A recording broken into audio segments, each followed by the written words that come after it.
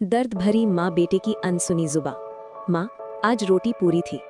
दूर दूर तक लोगों के अच्छे स्वभाव के लिए जाना जाने वाला ललितपुर गांव में खेत के किनारे टूटी झोपड़ी में कुसुम और उसका 12 साल का बेटा सोनू रहते थे।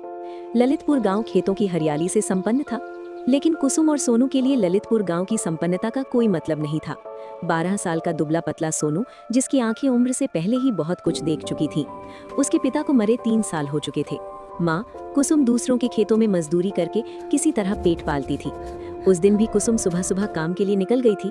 जाते वक्त उसने सोनू के सिर पर हाथ रखा और कहा, आज देर हो जाएगी, चूल्हा खुद जला लेना। सोनू ने सिर हिलाया। उसे भूख लगी थी, मगर आदत पड़ चुकी थी। दोपहर तक वो स्कूल की पुरानी किताबें पलटता रहा। स्कूल जाना उसने 2 साल पहले छोड़ दिया था। मास्टर जी कहते थे, फीस दो तभी पढ़ोगे। शाम ढलने लगी। सोनू चूल्हे के पास बैठ गया। मटके में बस एक मुट्ठी आटा था। उसने उसे गूंथकर एक ही रोटी बनाई। वही रोज की कहानी थी, एक रोटी 2 लोग। कुसुम लौटी तो उसके पैर कांप रहे थे, माथे पर पसीना और आंखों में थकान। रामू ने रोटी आगे बढ़ाई। माँ खा लो। कुसुम मुस्कुराई। तू खा ले बेटा, मैंने खेत में खा लिया था। सोनू जानता था वो झूठ बोल रही है। उसने रोटी आधी तोड़ दी। हम दोनों खाएंगे। दोनों चुपचाप बैठे रहे। रोटी का हर कौर जैसे गले में अटक रहा था। उसी रात कुसुम को तेज बुखार आ गया। रामू ने उसके माथे पर गीला कपड़ा रखा। माँ ठीक हो जाओ, मैं कल काम ढूंढ लूंगा। कुसुम ने उसकी कलाई पकड़ी। नहीं बेटा, तू पढ़ेगा, तू मुझ जैसा नहीं बनेगा। रात भर कुसुम बड़बड़ाती रही। सोनू सोया नहीं। दूसरे दिन की सुबह का उजाला कुसुम की झोपड़ी में घुस आया था, पर 12 साल के सोनू की आंखें पूरी रात नहीं सोई थी।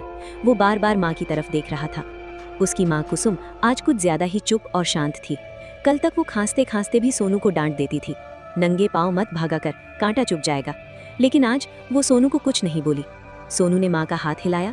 माँ उठो, मुझे देर हो रही है। माँ का हाथ ठंडा था। सोनू को कुछ समझ नहीं आया। माँ को रात तक बुखार था, शरीर गर्म थे, फिर अभी हाथ ठंडे क्यों हैं? सोनू झोपड़ी से बाहर गया और पास की झोपड़ी से रामू काका को बुला कर लाया। काका देखिए, मेरी माँ बहुत शांत हो गई है, कुछ बोल ही नहीं रही। रामू काका झोपड़ी में आए, कुसुम को देखा और चुप हो गए। गांव की कुछ औरतें वहां इकट्ठा हो गईं। किसी ने कुछ नहीं कहा। बस एक औरत ने धीरे से कहा, बेचारी रात में चली गई। सोनू, माँ चली गई? सोनू के दिमाग में ये शब्द घूमता रहा। कहाँ चली गई? बिना बताए? माँ की चिता सजी। सोनू चिता के पास खड़ा रहा। उसे लगा माँ उठकर कहेगी, अरे पागल, आग से दूर रह। लेकिन माँ नहीं उठी। आग जलती रही। सोनू चिता के पास ही था कि उसे याद आया, कल ही माँ ने कहा था, आज मजदूरी मिली है, कल पूरी रोटी बनाएंगे। हालातों से अनजान नन्हा सोनू मन ही मन खुश था कि आज पूरी रोटी मिलेगी। रात को सोनू झोपड़ी में लौटा, पर उसे माँ कहीं नहीं दिखाई दी। सोनू को जोर की भूख लगी थी। उसने मटके में हाथ डाला। आज सच में आटा ज्यादा था। उसने चूल्हा जलाया। 1, 2, 3 रोटियां बनी। वो उन्हें देखता रहा, फिर बोला, माँ आज पूरी रोटी है, आओ ना। पर कोई जवाब नहीं। अब सोनू को लगने लगा शायद वो कभी माँ से नहीं मिल सकता। उसने आंसू से भरी आंखों के साथ एक रोटी माँ की चारपाई पर रख दी। तू खा लेना, मैं बाद में खाऊंगा। फिर वो बाहर बैठ गया। अगले दिन से सोनू काम पर जाने लगा। ईंट ढोता, गारा बनाता। नन्हा सोनू काम करके थक परेशान हो जाता। उसके हाथों में छाले पड़ गए। रात को जब दर्द होता, वो माँ से बोलता, माँ आज बहुत दर्द हो रहा है, और फिर खुद ही चुप हो जाता। एक दिन बारिश आई, झोपड़ी टपकने लगी। सोनू ने माँ की पुरानी साड़ी छत पर बांध दी। माँ देख, अब पानी नहीं गिरेगा। उसकी आवाज़ कांप गई। दिन बीतते गए। सोनू का चेहरा सूखने लगा। बच्चे खेलने जाते, लेकिन नन्हा सोनू हालातों से मारा काम पर जाता। एक दिन सोनू बहुत बीमार पड़ा। बुखार तेज था, शरीर कांप रहा था। वो बुदबुदाया, माँ आज मैं डर गया हूँ। रात में उसने सपना देखा, माँ बैठी रोटी सेक रही है। माँ, वो मुस्कुराया।